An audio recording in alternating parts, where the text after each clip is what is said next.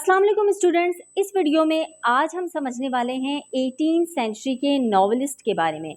बहुत सारे नॉवलिस्ट थे हमारे पास, लेकिन टॉप पे जो हमारे पास हैं डैनियल डेफॉय, इनके बारे में हम बात करेंगे कि किस तरह अपने एक्टिव एरा में इन्होंने नॉवेल्स को जो है एक प्रोज की फॉर्म में लिखा। 18th सेंचुरी को नॉवलिस्ट जो जितने थे इनका टाइम पीरियड और एरा भी कहा जाता है, लेकिन 18th सेंचुरी में इसे प्रोज की फॉर्म में लिखा गया नॉवेल्स को, तो इस वजह से इसे एज ऑफ प्रोज भी कहा जाता है। तो एज ऑफ प्रोज किस वे में इसे कहा गया, प्रोज की फॉर्म में किस तरह से इसे लिखा गया, क्या डेवलपमेंट्स लाई गई, डिफरेंट राइटर्स ने किस तरह से अपना काम जो है वो बेहतर करने के लिए किन किन एलिमेंट्स को इंट्रोड्यूस करवाया, तो इसके बारे में भी हम बात करेंगे। लेकिन इस वीडियो में स्पेसिफिकली हम बात करने वाले हैं 18th सेंचुरी के जो नॉवलिस्ट हैं डैनियल डेफॉय, उनके बारे में हम तमाम चीज़ें डिस्कस करेंगे। So let's go to the recording. So students, we are here for the recording contribution of major novelist. हम 18th सेंचुरी के मेजर जो नॉवलिस्ट हैं उनकी बात करेंगे। इस वीडियो में उन सब के हम नाम जानेंगे, लेकिन हम सिर्फ डैनियल डेफॉय को डिस्कस करेंगे और ये देखेंगे कि क्या करेक्टरिस्टिक्स थे उनके नावल के। बाकी भी हम टाइम टू टाइम जितने भी हमारे नॉवलिस्ट थे उनको डिस्कस करते जाएंगे वीडियोस में one by one. So start करते हैं वीडियो को। 18th century is by and large none for novel, this is why it is called the age of prose. 18th century को जो है लार्जली माना जाता है एक बहुत ही बेहतरीन नॉवेल्स का एक दौर था, वो टाइम पीरियड था, और इसे जो है एक प्रोज के एज से भी जाना जाता है, क्योंकि बेसिकली जो नॉवेल्स होते हैं वो प्रोज की फॉर्म में होते हैं, क्योंकि इनमें आर्टिकल्स होते हैं, डायलॉग्स की फॉर्म में होते हैं, पेरियोडिकल्स होते हैं, सो ये सब होते हैं इसमें। तो ये जो इस फॉर्म में होते हैं फिर वो प्रोज कहलाते हैं। There is not any important name of drama and all the writer turn to prose. 18th century में जो तमाम राइटर्स थे वो किसी किस्म के ड्रामा राइटर नहीं थे, ना ही ज़्यादा कोई इम्पॉर्टेंट ड्रामाज लिखे गए, बल्कि ये प्रोज का टाइम पीरियड स्टार्ट हो चुका था। सब राइटर्स जो है उनका जो कंसंट्रेशन है वो प्रोज पे था। There was different forms of prose like essays, journals, periodicals, adventures, books and novels. तो यहाँ पे वही सेम बात हो रही है स्टूडेंट्स के, एसेज, जर्नल्स लिखे जाते थे, पेरियोडिकल्स थे यानी कि मैगज़ीन की शक्ल में लिखे जाते थे, एंड एडवेंचरस बुक्स थे नॉवेल्स के। So novel is most important form in all their forms. Most important form जो थी वो नॉवेल की थी। We have 6 renowned novelist in the 18th century. अब हम यहाँ पे बात करेंगे 18th सेंचुरी के जो नॉवेलिस्ट थे, जो इम्पॉर्टेंट नॉवेलिस्ट थे, हम उन्हें डिस्कस कर रहे हैं। एंड इस वीडियो में as I told you we are going to discuss only Daniel Defoe. Second number पे हैं S Richardson, Henry Fielding, Tobias Smollett, Laurence Sterne, Oliver Goldsmith. So हम देखेंगे डैनियल डेफॉय की क्या वो थी, उनका वर्क कैसा था। डैनियल डेफॉय 1661-1731 देखेंगे कि इनके नॉवेल्स किस टाइप के थे और ये किस तरह की मतलब स्टोरी जो इनका प्लॉट था वो कैसा होता था। Defoe was a journalist by profession and tradesman, वो एक ताजिर थे।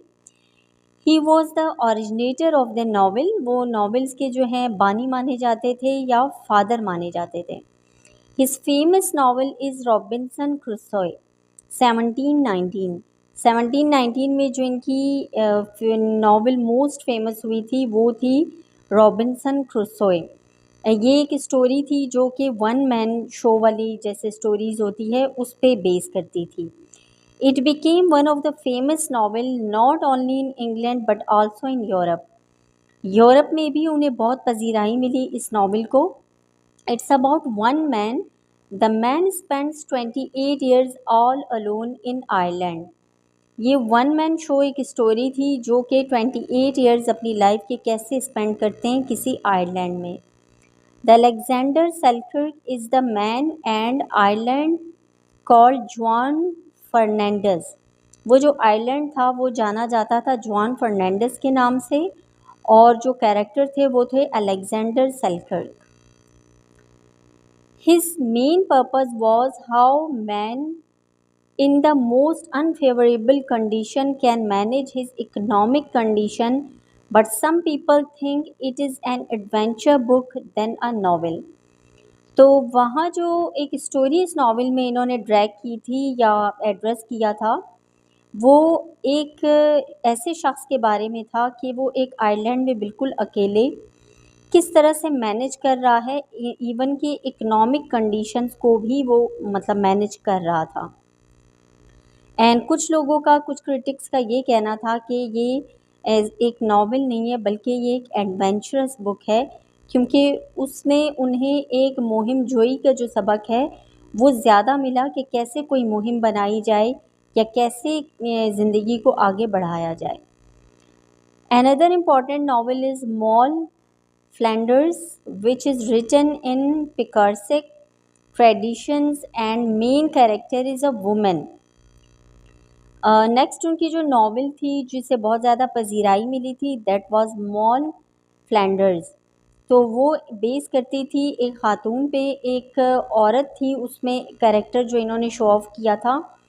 और पिकार्सिक ट्रेडिशन मीन टू से कि ये इस तरह के ट्रेडिशंस को बयान कर रहे थे, इसमें ड्रैग कर रहे थे, जो बहुत ज़्यादा मतलब फोकस करता है एक ऐसे कैरेक्टर पे जो कि ईविल कैरेक्टर हो।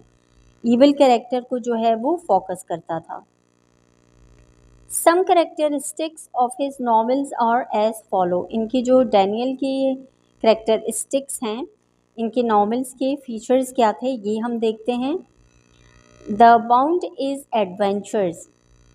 एडवेंचरस इनकी जो है एक वो होती थी, मतलब बहुत ज़्यादा लार्ज अमाउंट में जो है वो एक ऐसी चीज़ को अपने नॉवेल्स में लाते थे जो कि एक एडवेंचरस लुक देती थी।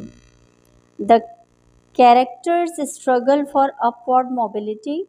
कैरेक्टर्स जो है बहुत ज़्यादा उसमें एक्सर्शन होती थी लेवल अप करने के लिए अपनी लाइफ को, to be able to move, मतलब वो किस तरह से कैपेबल होते थे मूव करने के लिए।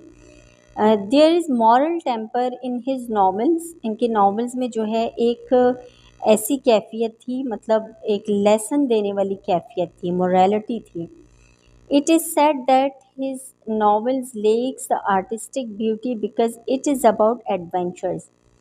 क्योंकि ये एक ऐसी कैफियत के बारे में थे जो आपकी अखलाकियात को और इन तमाम चीज़ों के बारे में बताता है, मोरल के बारे में बताता है। तो इनके जो नॉवेल्स थे उनमें आर्टिस्टिक ब्यूटी जो है वो बहुत लेस था, बहुत कम था, वो जो है क्रिटिक्स को नज़र नहीं आता था। तो इस वजह से यहाँ पे ये पॉइंट भी लिखा गया है, बताया गया है कि इसके फीचर्स इस तरह भी होते थे इनके नॉवेल्स के कि ये आर्टिस्टिक लैंग्वेज जो है वो यूज़ नहीं करते थे। It's about adventures. Defoe pave the way for the coming novelist. Actually ये सारे जो इन्होंने अपने एक पॉइंट्स यूज़ किए थे या फीचर्स यूज़ किए थे अपनी राइटिंग में, ये एक ओपन वे देना चाहते थे बाकी तमाम राइटर्स को।